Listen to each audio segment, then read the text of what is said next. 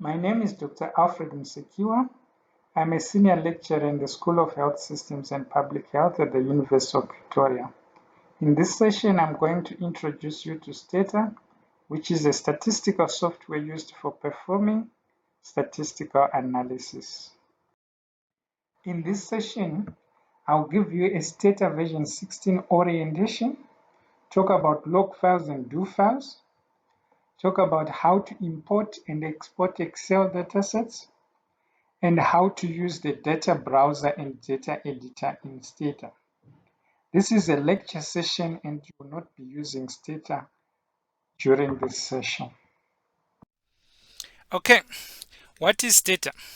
The name STATA is derived from the word statistics and data, as you can see in the slide.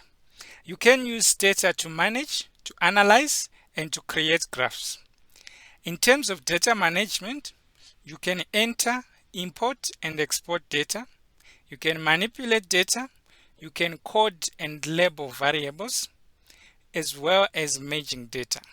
In terms of data analysis and presentation, you can summarize data, you can do graphs, you can do statistical inference in terms of hypothesis testing, confidence intervals, sample size calculations, as well as some advanced statistics. When you open the STATA 16 software, this is the screen that you will see. Now, let's go through the different windows and parts of the screen. On top, we have menus, and below the menus, we have shortcut menus. Right below the menus, you'll see a big window with the STATA logo and license details, below which you have a blank screen. This is where the results will appear after every command. Right below the results window, there is the command window where you can type STATA commands. Going to the left, there is the past commands window, which stores all the commands you used during a STATA session. Lastly, on the extreme right, we have a variables window which lists all the variables in your dataset. Below this window, there is a properties window giving details about your data, like how many observations and how many variables in your dataset. I also have to say these windows can be moved around and some can be removed as you wish. You just hover your mouse to the border of the window and maximize or minimize it the way you want, or move it to the direction that you want. Should you remove a window by mistake, you can go to the Windows menu and click it and it will come back. Always when you open STATA, you will see a pop-up window that is shown in this slide to the right-hand side. You can choose to check for updates, but remember, you should be connected to the internet for the updates to upload. Personally, I usually click check in 7 days because most of the updates you don't really need them. In STATA, you will deal with many different files. Some are datasets, do files, log files, graph files, and so on. It is good practice to keep all the files for your project in one folder or directory. So when you first open STATA, you need to direct it to this folder. That is all the files, and it is called the working directory. Using menus, you simply select File, then select Change Working Directory as shown on the right-hand side of this slide. Once you click Change Working Directory, it takes you to a pop-up window which is called Browse for Folder, and you can navigate to where your specific folder is. Or you can use any other folder that is given in this slide on the left-hand side. Also remember that once you close a STATA session, you will lose the connection to the working directory. And so every time you open STATA, you have to repeat this procedure. Now we are introducing a log file. It is used to store your commands as well as your results. Using menus, just click File, then Log, then Begin. And then you specify the file name and where you want it to be. Hopefully it will direct you to the working directory that you would have selected in the previous slide. When you finish your STATA session, you will use menus File, then Log, then Close. This slide shows how to open a log file. You go to File, then Log, then Begin. This is an example of a log file with commands. On top there you see some details of the log file, and then what is preceded by a star is obviously a comment that says table 1 by age, so that one is not going to be executed. But the actual command that you see here is tab gender age cut, comma, row chi. This command is used for creating a cross tabulation between gender and age category, and as an option adds raw percent and a chi-square test. The general STATA syntax or language is command, variables, comma, options. We are now moving to a different STATA file called a do file. A do file saves only commands used and not the results. That's the difference between the do file and the log file. The shortcut to opening a do file is given in the slide. You click on the writing pad with a pencil, then a new window will open with a blank screen. This is the do file where you can write all your commands. Once it opens, the first thing you need to do is to save the do file in the working directory. You can give it any name like my first do file or the name of your project. It is extension.do. Here is an example of what a do file looks like. If you begin with a star, then what follows is a comment and it appears in green. What appears in black are the commands. Each command is written in one line. The cool thing is that you can copy and paste commands that you would have used menus from your past command window and paste them here. You can use Shift key or Control key to select more than one command. Then you copy them and you paste them here.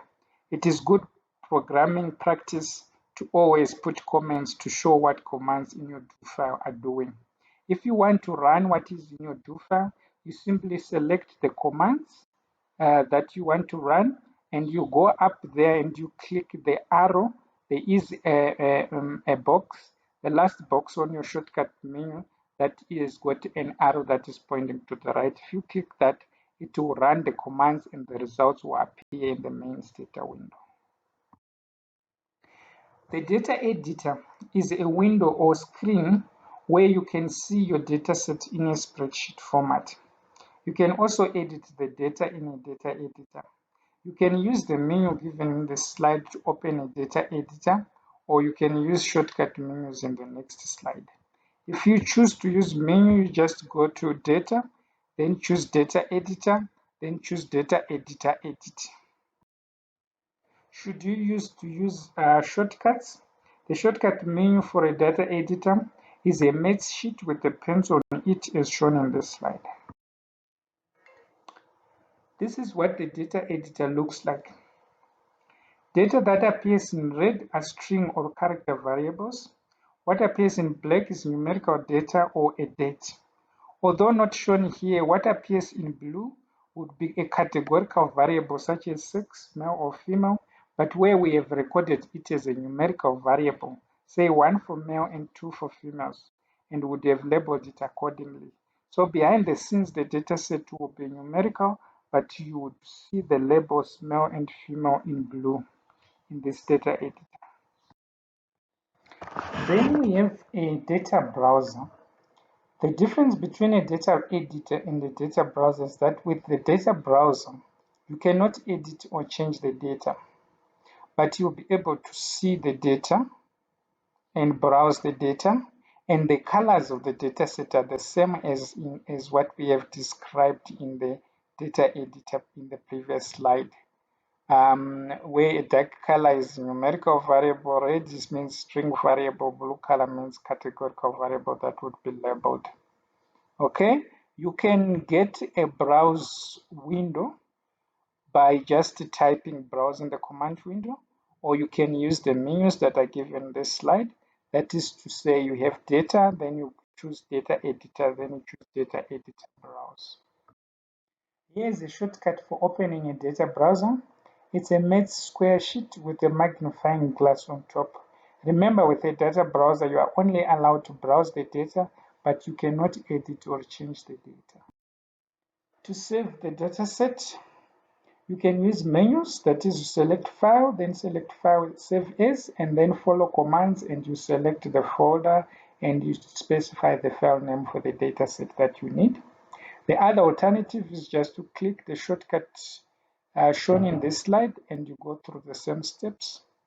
Or you can just type in the command window one of the last two commands that are shown in this slide. I usually prefer the last one with the replace option. It ensures that every time you run a do file, it will replace the old file saved in the previous session. You can open a STATA dataset easily using menus. You simply click File, then Open, and you select the dataset you need. But in most cases, our dataset is in Excel format, and we need to import it to STATA. The menus are given in the slide.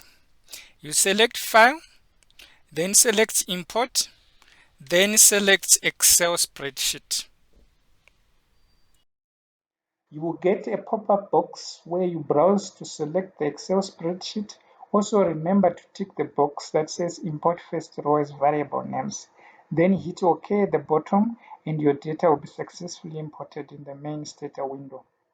Immediately, you need to File, select File, then Save As to save your data now in STATA format.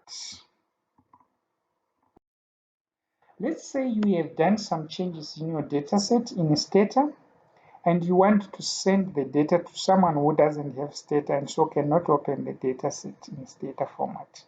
Then you need to export the data from STATA to Excel format. You simply use menus, you go to File, choose Export, choose Data to Excel Spreadsheet. And then you get this pop-up box. Leave the variables box empty to export all variables. Give the file name for your exported dataset. You just type in the name that you want.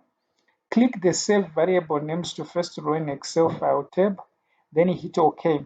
If you check in your folder, you will find the dataset there in Excel form. We have now come to the end of this session on Introduction to STATA.